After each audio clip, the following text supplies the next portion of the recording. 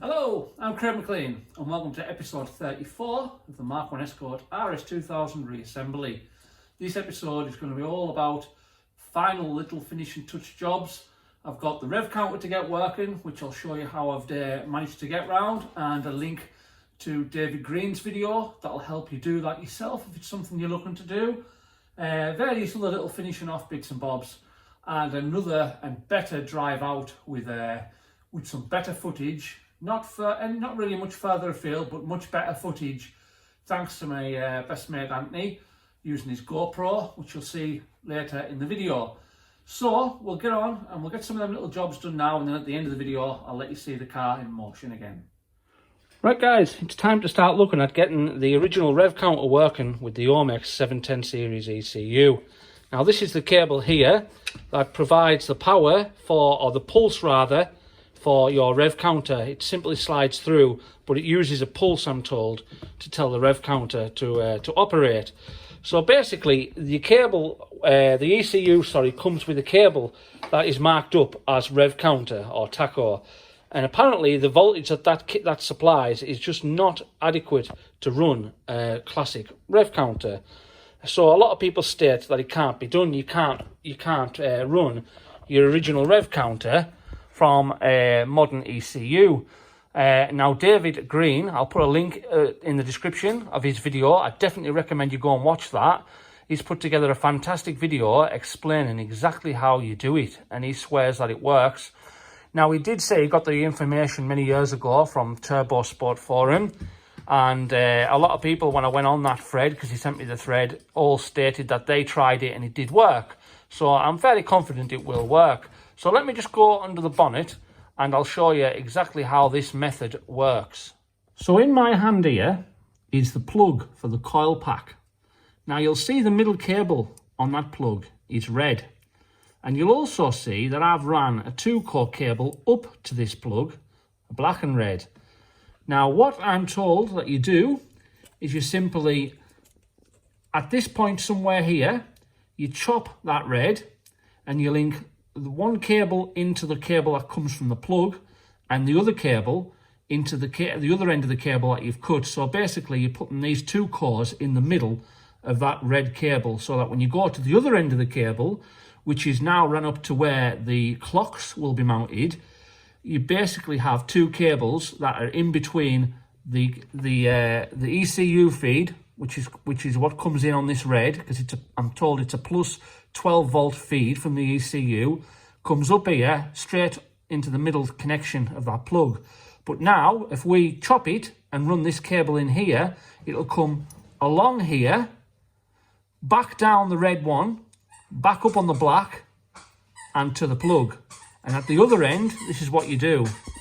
You take one of the cores to one end of this white cable and the other core to the other end of that cable. So basically, if I go through it from start to finish, you come from the ECU along up to the coil pack. From the coil pack, we come back on that cable I've just ran in, through this cable here, along, round, through this loop, then back out and back down on the other cable to the coil pack. So literally what we're doing is putting this rev counter in the middle of that red cable that feeds the coil pack from the ECU.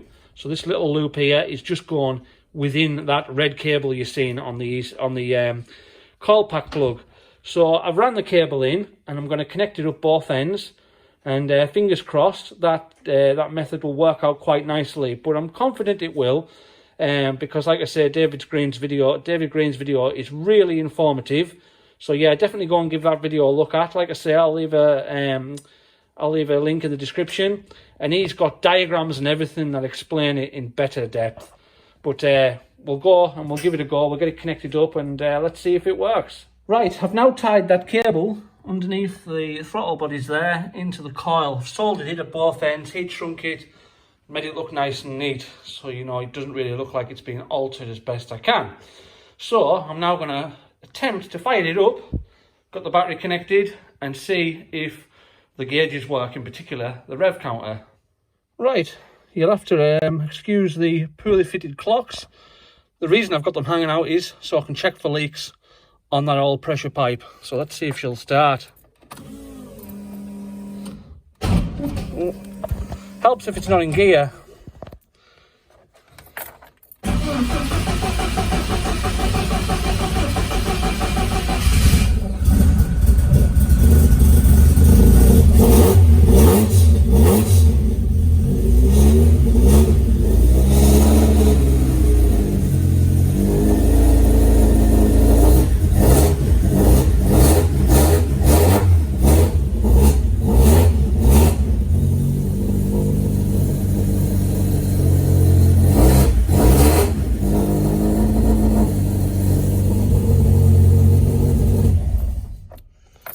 Well, it would appear that the oil pressure gauge is certainly working. It went right up, but we've the volt gauge is working as well. Temperature obviously take a while, but we've got no rev counter, so I'm going to have to investigate a little bit further on that one.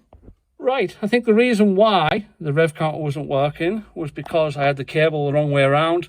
You can connect the cable on the loop on the back of the rev counter in two ways. I've now swapped it over, so let's give it a try again.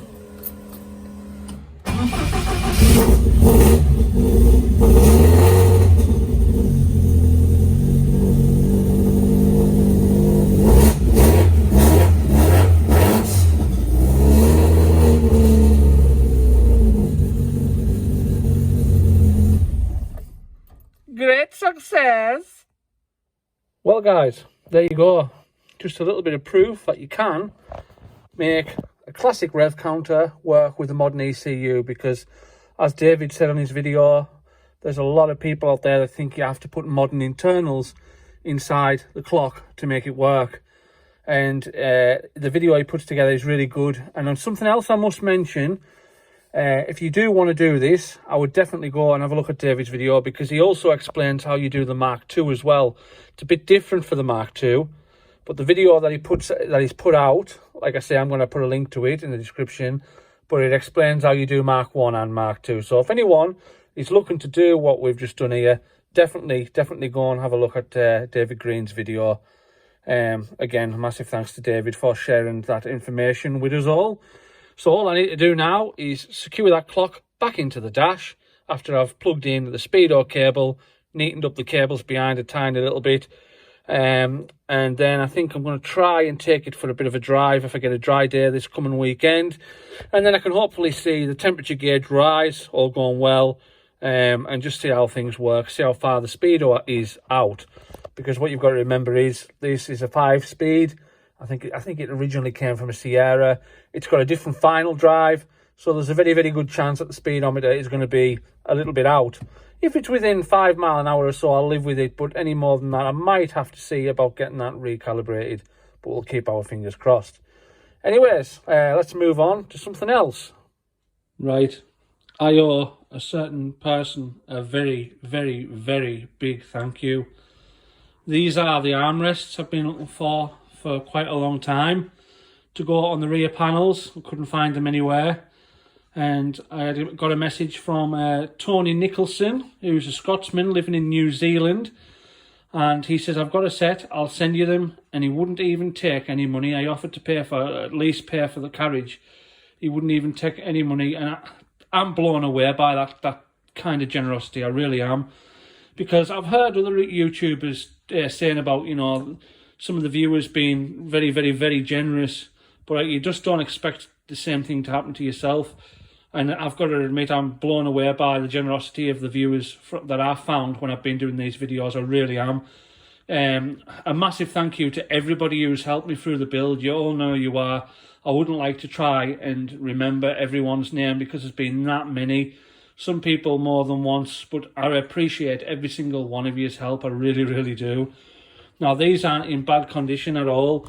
They need a good wash up. There's a mark in that one there, but it doesn't matter, because as I said to Tony, when I got the leather tailored covers from eBay that covered the back panels, they came with leather tailored covers for the armrests as well. So I'm going to fit the leather tailored covers to these as well, which I'll show you them in a second. But yeah, they're spot on. One of them has both nuts and washers just ready to fit. The other one is missing the nuts and one of the studs is broke, but I'll soon sort that out. I'll figure something out for that. but I'm absolutely chuffed to bits with them. I really am. They'll wash up, and by the time I get the covers on, they'll look mint, I'm sure. So Tony, thank you very, very, very much. And yeah, when you come to England, let me know, and I'll certainly give you a ride out in the car. That's the least I can do, considering your generosity. Anyways, let me show you these leather covers. So that's the leather covers. That one's just sat on, but follows the contours really nice. They just need bonded on. There's one as they come. Beautiful, real leather, nicely stitched. Look really, really smart, they do. So by the time I get them fitted to the armrests, I'll show you them shortly, but they'll really, really transform them armrests. They'll look absolutely mint, I'm sure, when I get them fitted. Well, I've simply cleaned them up with wet wipes. The one on the right is absolutely immaculate.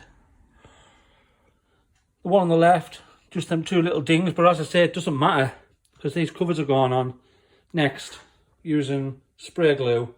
So that's what I'll be using. Any Evo stick or spray glue that's suitable for materials like leather, plastics, etc. will do the job. So yeah, I'll get them fitted on, and I'll let you see them. The only other thing I've got to do is repair that stud, which is snapped off. So I'll get on with that now. Right, that's that repaired. And what I have done is simply MIG tacked on a new bolt, ground the other one back, MIG tacked a new bolt on, new set of washers, new nuts. Couldn't find a nut to fit that thread. God knows what it was. It was 4mm in size, but obviously an imperial thread. So what I've done, and what you can do in situations where you've got a thread that's not holding anything structural, in this case a set of trims, is I run an M4 die, or tap, whichever you want to call it, down the thread to make it into a metric. So I've got an M4 nut on it that fits perfectly now. Obviously you wouldn't do that on anything structural, it's simply just to hold a trim, but it's got me out of a sticky situation. I can now get them leather covers fitted, and we can get these fitted into the car.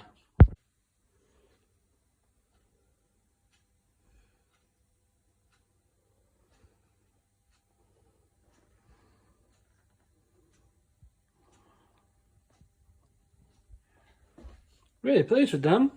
Really, really pleased with them. I think when they're against the leather on the panels, they'll look really, really good. So, with that said, let's get them fitted in.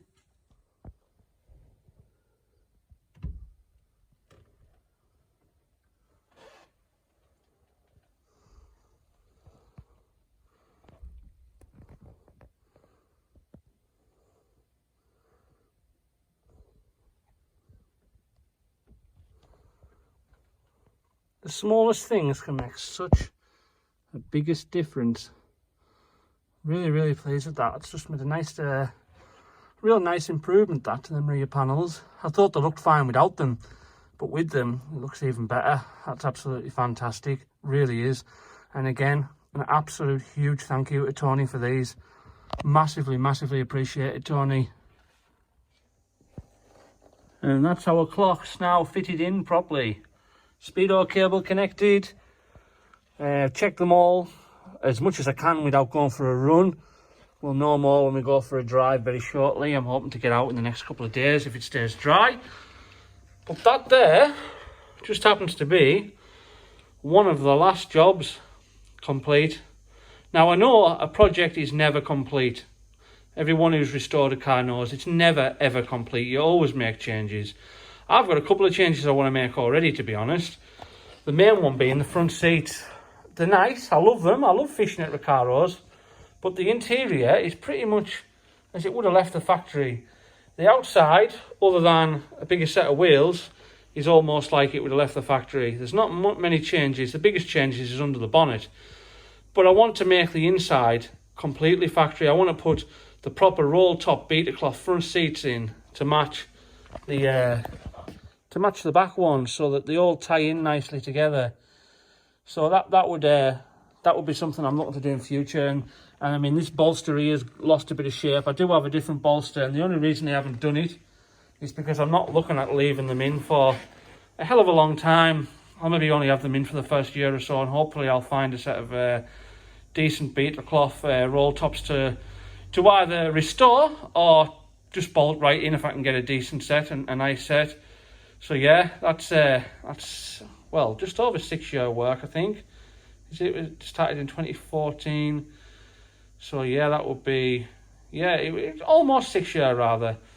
And we're pretty much finished. Obviously we've got the roll and road session. I need to fit a hazard warning switch. I don't have a hazard warning loom. I was looking at one on eBay the other day and it went for ridiculous money, so I decided to walk away and not bid on it. But I think I'm probably just gonna have to bite the bullet and pay the ridiculous money at some point to get it. Anything else I can think of that needs done still? There's not really a lot. You know, the main things going forward now, we're going to be teething problems, getting across any issues when we hit the road, and yeah, I'm hoping there isn't too many of them.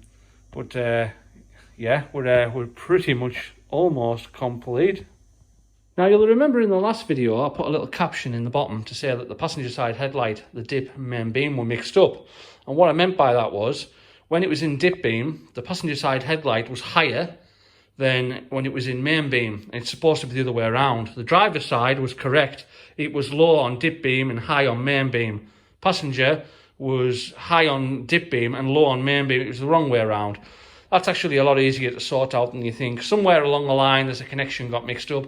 Simply went to the fuse box, pulled a fuse one at a time until we find out what the fuse is for the main beam and the dip beam on this side, and then quite simply swap the two cables over, and that's now sorted. Both headlights are working properly, so that's just another little thing I've been doing. But I do still have the headlight beams to set, so I need to get it. I need to get that set up. I'll probably do it against a garage door to start with, and then if it goes for MOT and then are happy, well, they can always put the headlight beam setter on and perfect it further.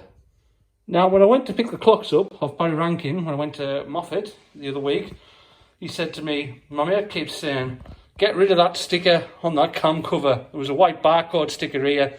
The only reason I hadn't took it off is because I thought it would leave, it'd be, you know, stand out obvious, and it does. You know, you can see where it was. I've got rid of all the gluey residue, but I don't think it looks too bad. It'll fade in time. So yeah, I think it looks better than the big white sticker anyways. So yeah, Barry's mate, it's gone. Right guys, it's a very, very rare day where it's actually sunny in winter. Very, very, very rare for Cumbria. So I've decided, while I've got this opportunity, I'm going to get the car out, and me and my mate Anthony are going to take it for a little run just to do some final checks to make sure that everything's running accordingly, because we had it out the other day and it's foul and plugs up. We think it's, well, we know it's running far, far too rich. And it was misfiring like mad the other day. We ended up having to clean and gap the plugs, and we've got it running right, I think, but we want to take it out for another run just to be sure, so that when I book it in to the roll and road session, hopefully it'll mean we'll have less issues on the day. So my mate's going to use his GoPro, and we're going to get some nice shots at different angles for you as we go for a little bit of a drive. So yeah, this is kind of just a little drive to try and iron out any issues that we might have prior to the roll and road.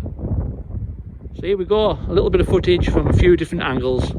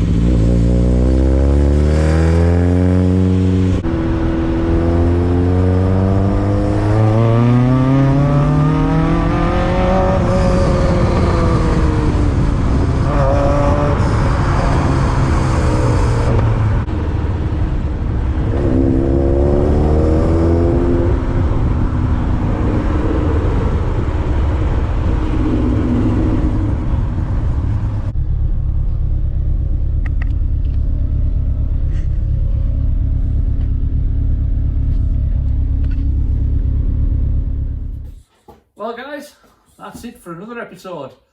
We're almost at the point now where I'm going to be booking the Rolling Road session in the next couple of days. I'm hoping to have it booked in for around about the start of March. So all going well, the next video shall be the car on the Rolling Road, and hopefully we'll get some decent power out of it. Apologies that the footage of late has dried up slightly, let's say. I've been very busy with redoing our bathroom in the house, something that's needed done for a while. Not a job I particularly enjoy, if I'm honest. I've absolutely hated it, but it needed done, and it's well on its way now. But yeah, I want to get the car ready for the dyno session. It's now insured as well. I've got an agreed value set on it at a nice amount that I'm really happy with. So yeah, that's pretty much it. I'm going to be getting on with fitting an immobiliser to it next as well. I'll probably cover that in the next video. But yeah, that's it guys. Thanks very, very much for watching, and I'll see you very soon.